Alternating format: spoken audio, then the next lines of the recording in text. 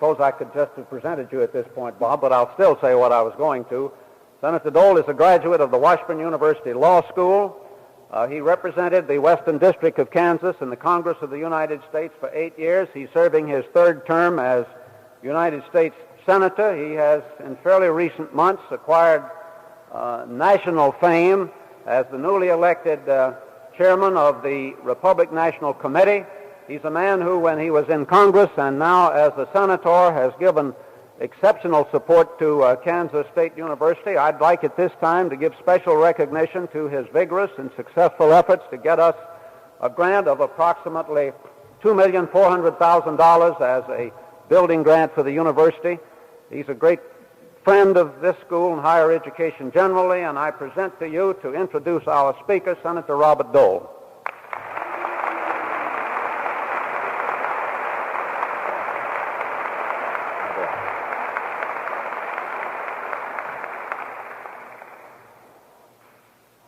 Thank you, Dr. McCain.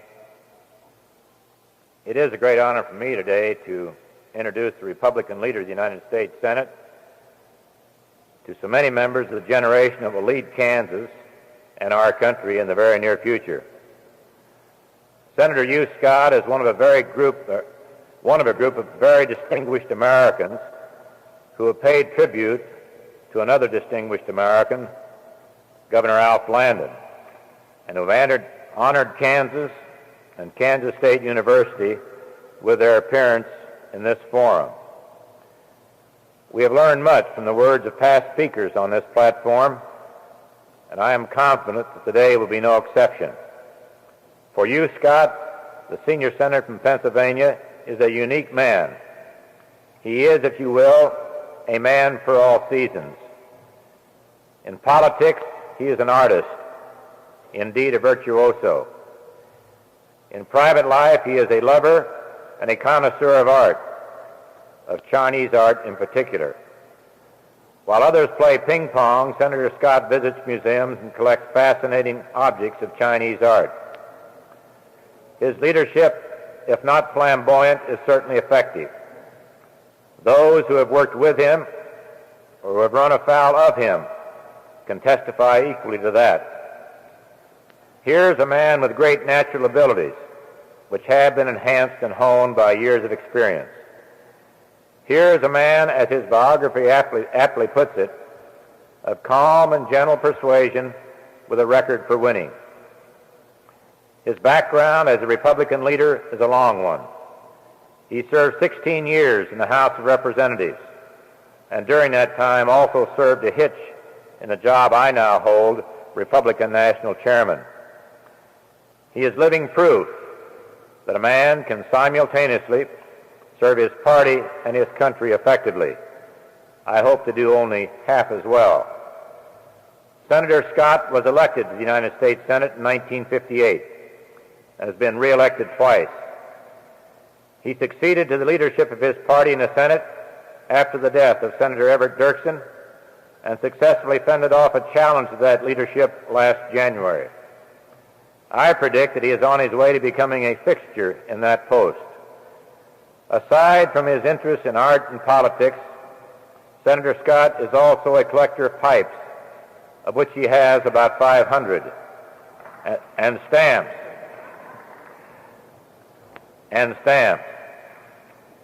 I don't know how many of these he has, or how many are green, or how many are food. He is also an author in his favorite fields. One book, for instance, entitled The Golden Age of Chinese Art. But the one I like best, and may even read someday, is How to Run for Public Office and Win. It is a book on how to succeed by a man who is indeed a success. I commend it to you, but even more I commend to you the man who wrote it. I am honored to introduce to you today the Republican leader of the United States Senate, a man I admire, a man whom I consider to be a great American, my good friend, Senator Hugh Scott.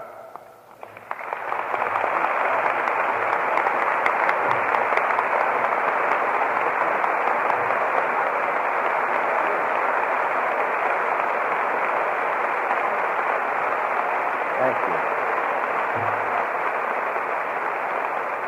you very much.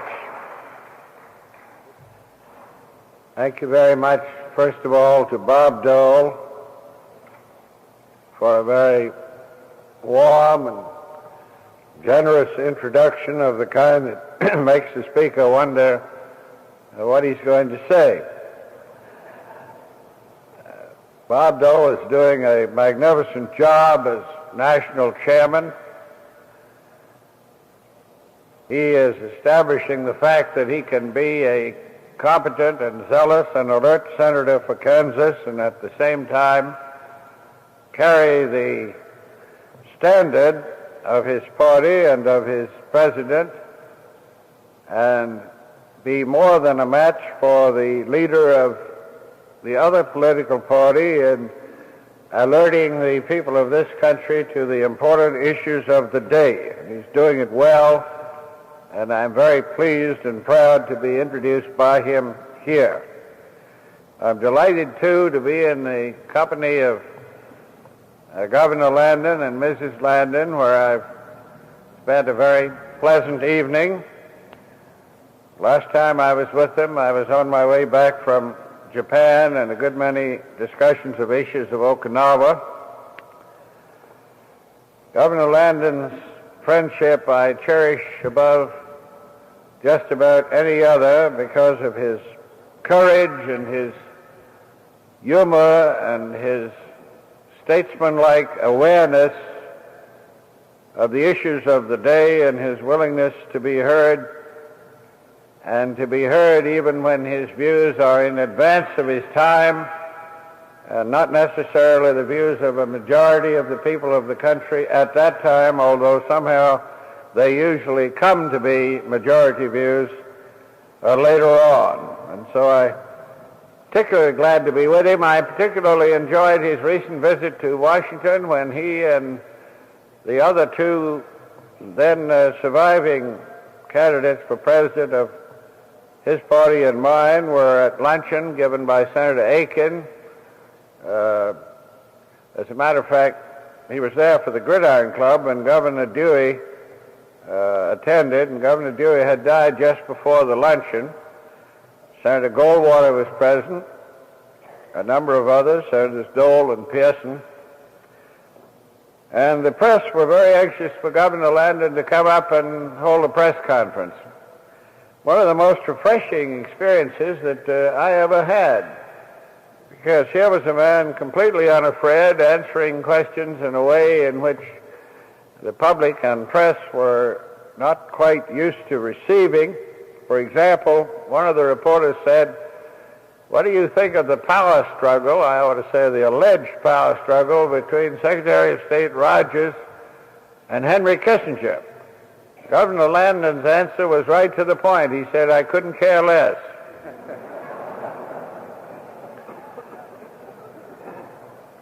I'm proud, too, to be here in Kansas, where I've spoken over the years at Garden City, and you should excuse the expression, Lawrence, and Mission, and Topeka, and Kansas City, and other places. In the home state, too, of your senior senator, Jim Pearson, who has recently become a member of the very important Joint Committee on the Economic Report, who was third on the Commerce Committee, and whose skill and usefulness to the state and whose dedication, like that of Senator Dole, guarantees Kansas alert and very competent representation. You know, in June, the President's going to give his daughter Tricia, he's going to give the bride away. This marks a sort of change because Republicans don't usually give anything away except themselves at times. And so you're all invited to the wedding. When he became president, the picture of our position in the world was painted in pretty dismal colors. And incidentally, I want to say that after I have spoken, there'll be a question and answer period, and if precedent is any judge, you will enjoy the question and answer period more. So will I. And we will take questions from the press and from student body. We'll try to make it interesting. try not to duck anything. But on January 20th, 1969, we were stalemated in a quagmire war in Southeast Asia. Our dealings with the Soviet Union were tense and often at crisis point. Our only contact with the Communist Chinese was a backroom operation in Warsaw. America's European allies were pulling away from us and from each other. An unresolved and seemingly insoluble military confrontation in the Middle East threatened total world war. The world over, it had been a long winter with no thaw in sight, and almost universally the blame for these fragmented and divisive situations was placed squarely on the United States. It was the kind of situation that required courage even to face, much less to try to solve. Yet solutions had to be had, and a certain degree of daring had to be used. For the world situation was so fraught with danger that we could not, as a nation and a member of the family of nations, allow it to continue on the same course. The United States was not so much standing at the traditional and cliche-ridden crossroads that winter of 2 years ago as it was sliding ominously downhill.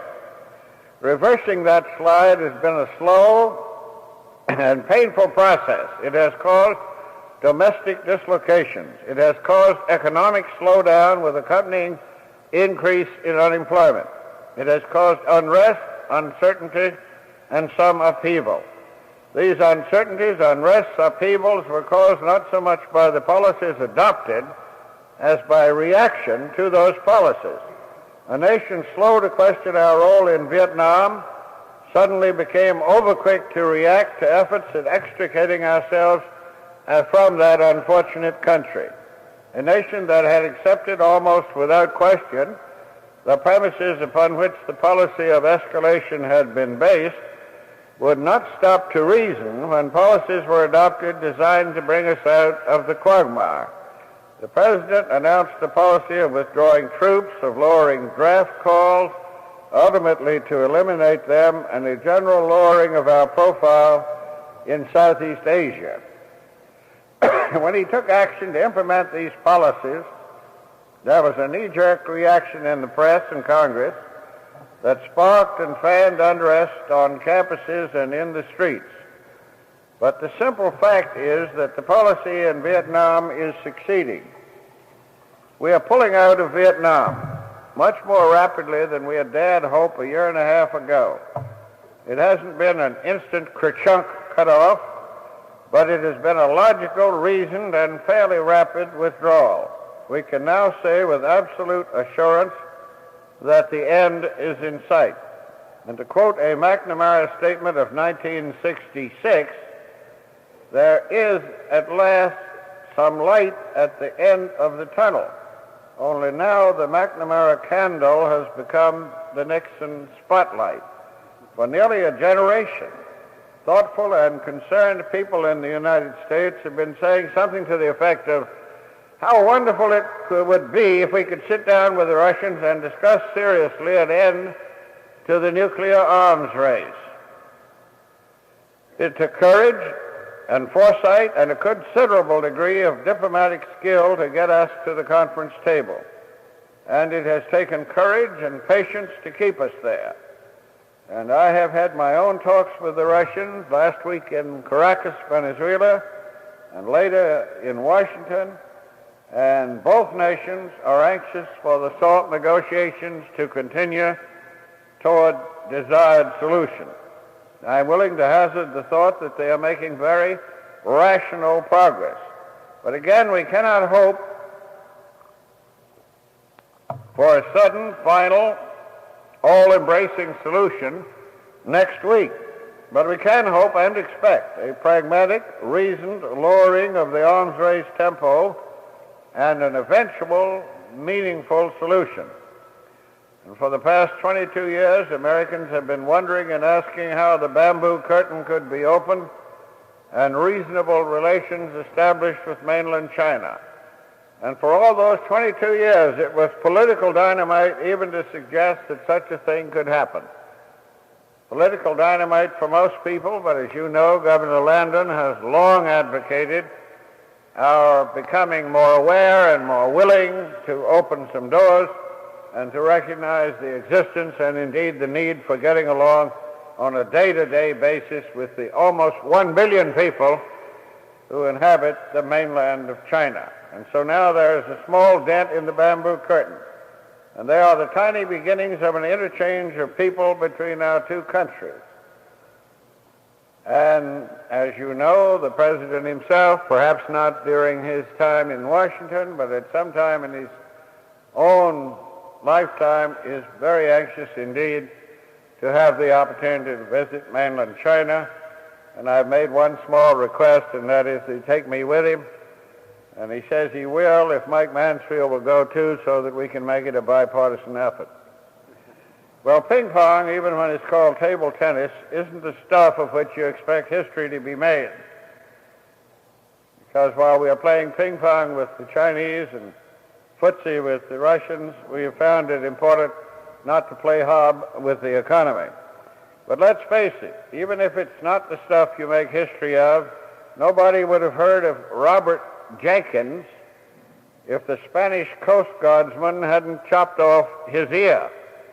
And it was from that small cut, the War of Jenkins' ear, from that small cut that the great wound known as the War of the Austrian Succession grew. From ping pong to diplomatic intercourse is a possibility, and one we may have to nurture carefully, but it is a possibility.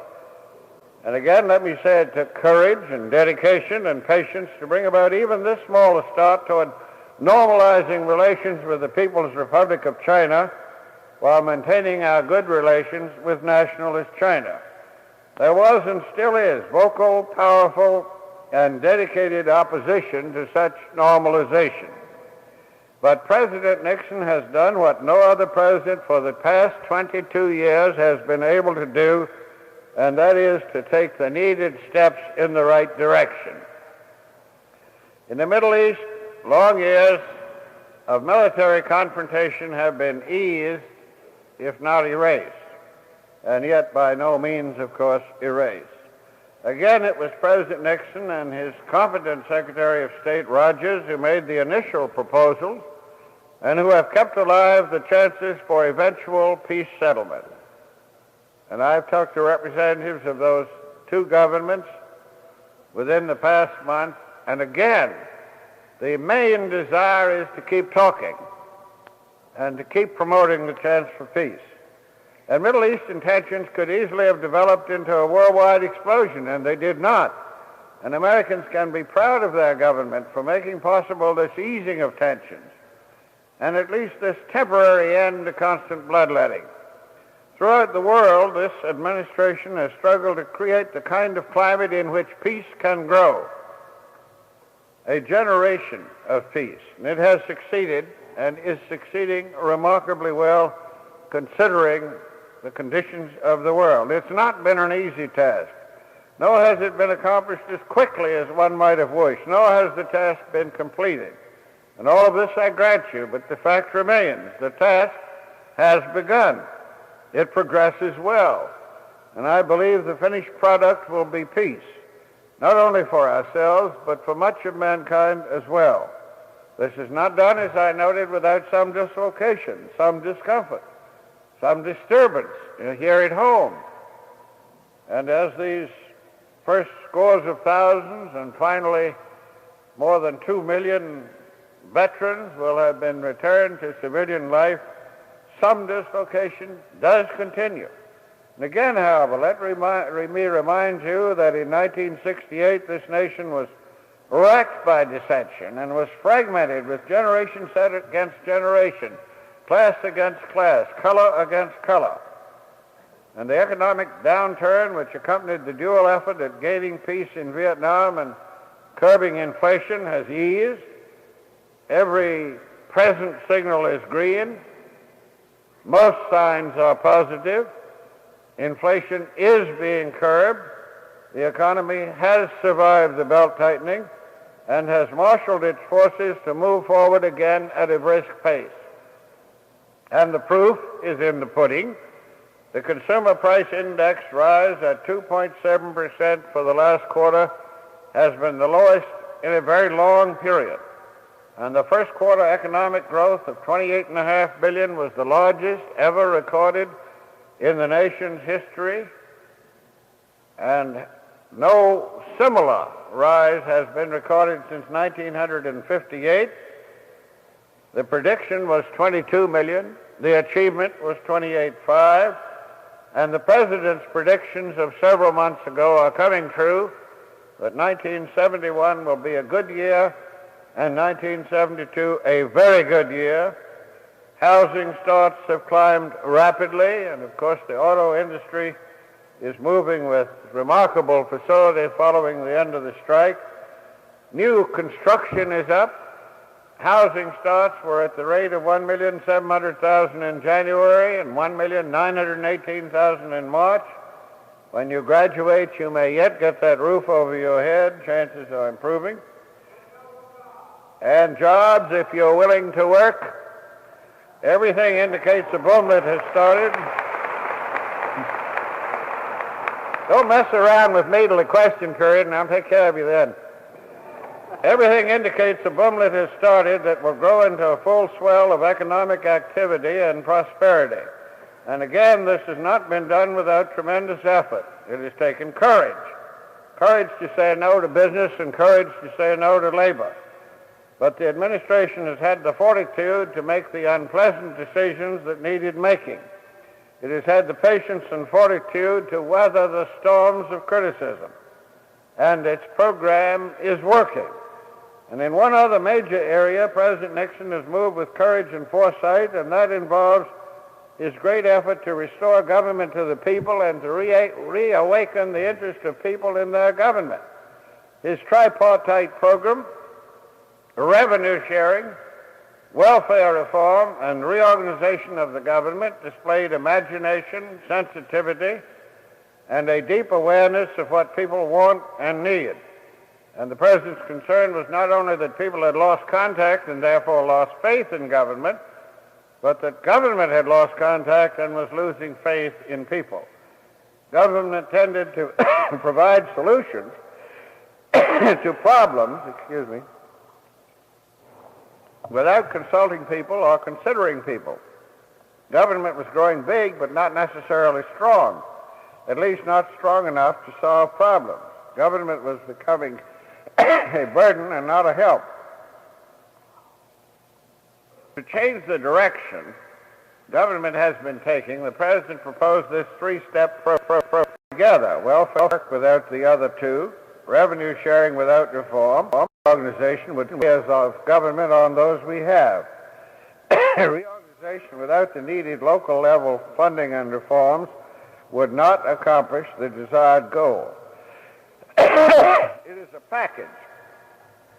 It will work. It's a real challenge back to restore faith in government and to restore government's ability to discharge its responsibilities and thus deserve that faith.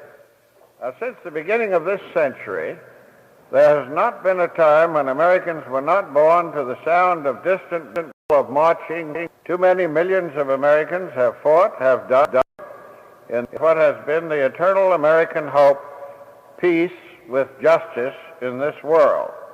Americans deserve a rest from the battlefield. America's soul needs restoring.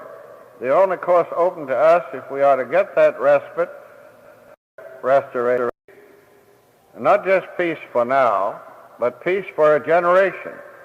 And maybe, if an entire generation grows to manhood in peace, just maybe it will become a habit. And that's the one great hope of this administration, the one great promise we offer. It is the one most glowing bribe upon us, that at last, at long last, through goodwill, peace in our time.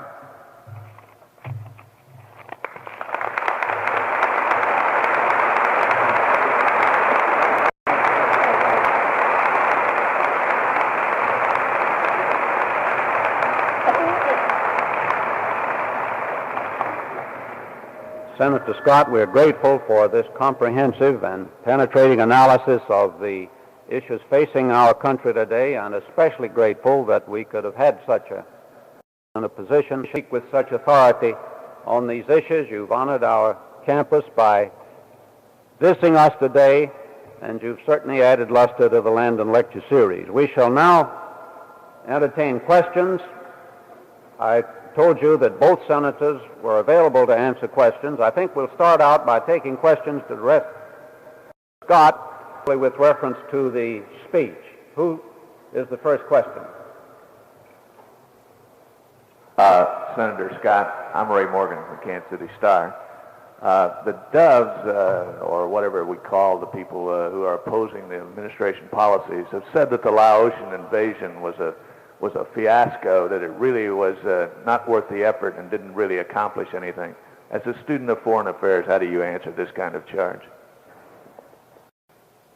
Laotian invasion was intended to last 8 weeks and to end on April 5th. I believe it would have been better if the administration had said about Laos what they said about Cambodia, that they'd go in for 60 days and come out, which they did. Instead of 8 weeks, the incursion lasted 6 weeks and 2 days. The best estimate, in my judgment, is that it was a relative success. I've heard it described by one senator who returned as a relative failure, but another senator there the same week called it a relative success. It is a matter of judgment. It did cut a very large part of the lines of the Ho Chi Minh Trail. Very heavy damage was inflicted. What has been lost sight of is that very, very little military activity has been taking place in South Vietnam. The operation of the South Vietnamese in Cambodia proceeded with very considerable success during the parallel incursion into Laos. Route 4 down to Sihanoukville has been kept open. Therefore, I would say that the South Vietnamese did demonstrate a considerable ability to take care of themselves. They handle 75% of their own air cover, which is what we're heading for, and that is the time when they can handle 100% of it. They, in my judgment, might have lengthened their incursion to 8 weeks had they sent one more division in there. And whether it is true or not, I cannot say that the president of that country refused to throw his further reserves in. In any event, the North Vietnamese were considerably more damaged. They were undoubtedly more seriously hurt. It was not a great military victory. It was certainly not a great military defeat. It was, on the whole, a proof of what we are looking for, and that is that these people must be able to defend themselves time we withdraw, and that is, they will be able to defend themselves, and they ought to be given at least that chance of defending themselves as we pull out of the country. And I think all that keeps us in the country is the finalization of this training period of the Vietnamese, plus the issue of the prisoners of war. We will now entertain a question from a student. I'd like...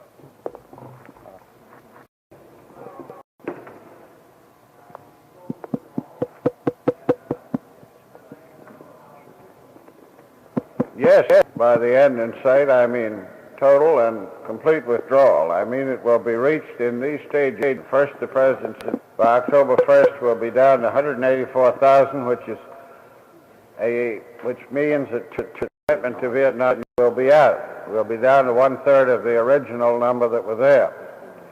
By the same period next year, we should be down to a number no greater than our present approximately men, and hopefully, if the North release the prisoners, we'll be able to get them out too.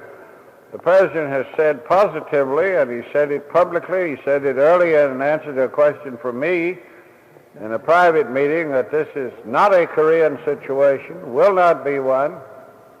We will not keep garrison or supporting troops in South Vietnam any longer than it takes to solve these two questions, turning over air as we have already turned over the internal riverine forces, as we are turning over the marine type operation, as we are turning over the air cavalry, first cavalry type of operation, that I would anticipate by the be down to about the size of what we have in Korea, and hopefully we'd be out altogether if we have solved these two questions. Can't get out too soon for me. I think it's pretty generally known that I was one of those who advocated a time period by the President, not by the Congress, if Hanoi would say it's ready to release war, but we have to wait and see how that develops and whether the President will decide that. Bill, under the executive a great farm state like Kansas, sex is the administration program that may come out. If agriculture would eliminate it, it would mean that some of the functions of the Department of Agriculture, most of them would be put in the two of the four major agencies which would be created, roughly consumer resources, natural resources, well, in three, in economic resources. It is often, as you know, but it is often lost sight of that much of the functions of the Department of Agriculture are not farm-related functions, and a very large part of the money they expend is consumer-related. If I were acting as a spokesman for agriculture, I would be very anxious to preserve, to the maximum extent possible, the functions of the Department of Agriculture. But whether you call it consumer resources, whether you call it economic resources, or whether you call it agriculture, which give concern to farm representatives, but which does not actually affect the fact that the same amount of money, and in the normal progression of things, more money, will find its way for agriculture, for the farmer, and for rural America under the reorganized programs, and less money would go into bureaucratic administration than now goes there. Hilda? I'd like to ask a question. Sure. With all due respect, Senator Scott would be glad to sit down. Good morning. I'm an opportunity to ask this of you directly, personally, because I felt quite strongly for a long time that I wanted to ask you this. I'm a citizen of Kansas, a voting member. I'm also a resident and citizen of the United States, and I feel very strongly about what senators have to do in these very tense times. Upon your receipt of the GOP national chairmanship, I'm deeply distressed that a senator from the state of Kansas would fractionate his time and invest it in areas not directly related to the responsibilities for which he has been elected by the good people in the state of Kansas. And that I personally feel very deeply that as a senator, you cannot do as good a job for me as a resident by fractionating your energies as a candidate, chairman, or as my senator. I feel like I'd like to hear from you directly what you feel on this to help me clarify my confusion and my deep feelings. Good.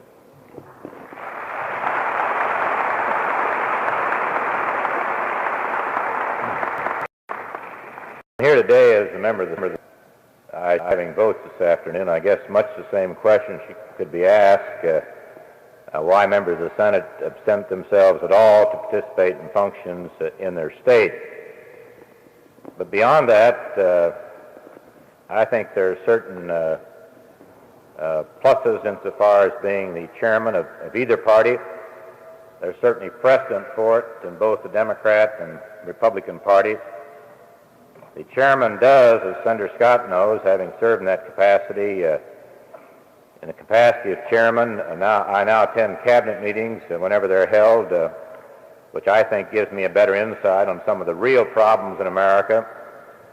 The national chairman does attend the leadership meetings when they're held, generally every Tuesday or at least once a week. And again, it's an opportunity to sit down with the leadership and discuss some of the problems. But I don't, so I see this as outweighing any disadvantages. Now, whether or not in the process I neglect my senatorial duties is a matter of judgment that must be made after the fact and not before the fact. I think I have the capacity to provide some service to my party, and yes, to my state and to those who voted for or against me. But that's the judgment I would assume any student makes. When he comes to college, he may have one thing in mind, but he may be asked to do other things, and I assume most students have many extracurricular activities. Now, in effect, he's not devoting his full time to the purposes he was sent here by his parents or by someone else. But I've often followed the rule that the busy people sometimes are the most effective people because they are willing to accept additional responsibilities.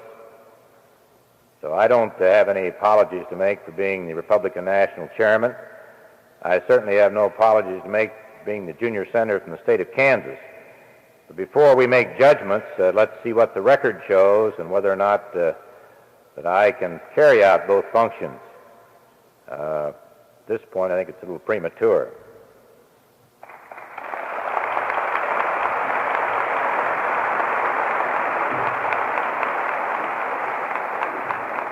Question from the press. This is Walt Biddle from KTSB TV in Topeka, and I have a question for Senator Scott. This past winter, when Senator Dole was making his bid to become the GOP national chairman, there were some open differences between you two gentlemen that were expressed in the media. And is today an indication that those open differences might have been healed, or what is the status of your relationship? Well, not today. Any concern which we both shared was settled in two meetings which we had, and I think Bob will remember we spent about 5 hours together, and my major concern was whether or not he felt he could take the burden of both jobs. I must say that I had only that concern because I had tried it myself, and he has been better than I was at it, and he has done it, and I didn't see how he could do it. But I will say he has done it, and done it extremely well, and he has not neglected the people of Kansas or his duties as a senator from Kansas.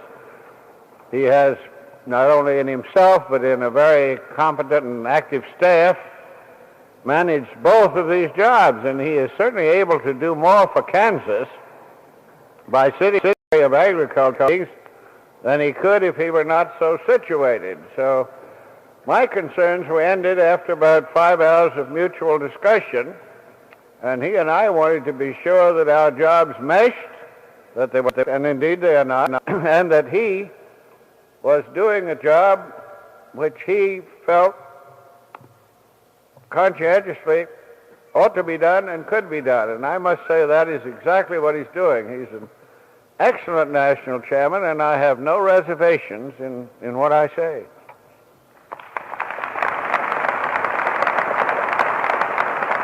Student question.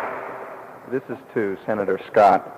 Senator Scott, last week, Senator Smith's Committee on Armed Services passed a bill by voice vote abolishing college deferments. And I was wondering, are you for or against this bill? And if so, why? And if not, why not? And I'd like to know any implications you think this might have on universities across the United States. Well, I am for the amendment which the Senate has adopted, which the House did not, and that is to have the abolition of college deferments take place after the expiration of time of all those students presently in college, so that no present students are affected by it if the Senate amendment holds, and it gives incoming future students an opportunity to plan their careers accordingly, knowing that under this administration your 7 years of agony have been reduced to 1 year of intense uncertainty. And that the random selection system will probably be improved in this bill, and we are increasing incentives to the draft. The Senate will probably add a $6,000 bonus for new enlistments for combat duty, 100,000 of the military needs over and above the volunteer aspect.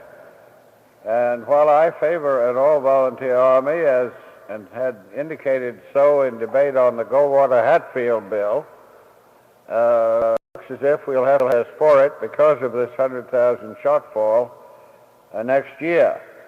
I think that the ultimate abolition of student deferments has been coming for a long time, but I think it's fairer not to have it suddenly apply to those who have entered college in good faith, and therefore I'll continue to support the Senate amendment so that it does not apply to the present generation. We'll try to keep that in. Two senators are to fly directly back to Washington for a roll call vote on a number of important measures, one of which is aid to education, so we're anxious they not be late. But we will take one more question from the press. Senator Al Polzinski from the Wichita Beacon. What would you see as the most immediate gain we could hope for from having an open door as China? To whom did you address it? What is the ultimate gain? What is the most gains we could hope from an open door policy with China? Well, first of all, the paranoia which afflicts the government of almost 1 billion people, the end of a sense of insularity and isolation in that country. We are, by these steps, encouraging in China, which is in Russia, which is sort of the bourgeoisization of the socialist regime. We have also, I think, given the Russians furiously to think, to use the French phrase, by indicating to them that we have options too, and we certainly aren't going to play the game of taking sides between Russia and China, but we are going to do what they're doing and at least talk to all the people in the world. We have extended our options.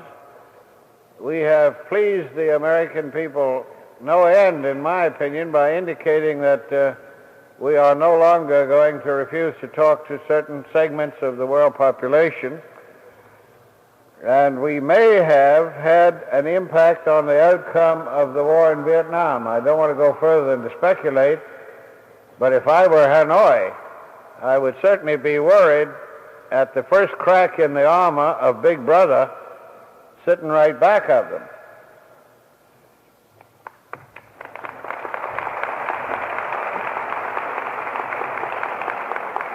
Thank you, Senator Scott. Thank you, Senator Dole. We're delighted to have our guests on the platform, especially Governor Landon.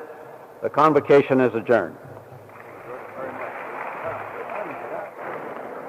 You've been listening to an address by Republican from Pennsylvania, the minority 16th lecturer in the distinguished series of Landon Lectures on Public Affairs to be held at Kansas State University.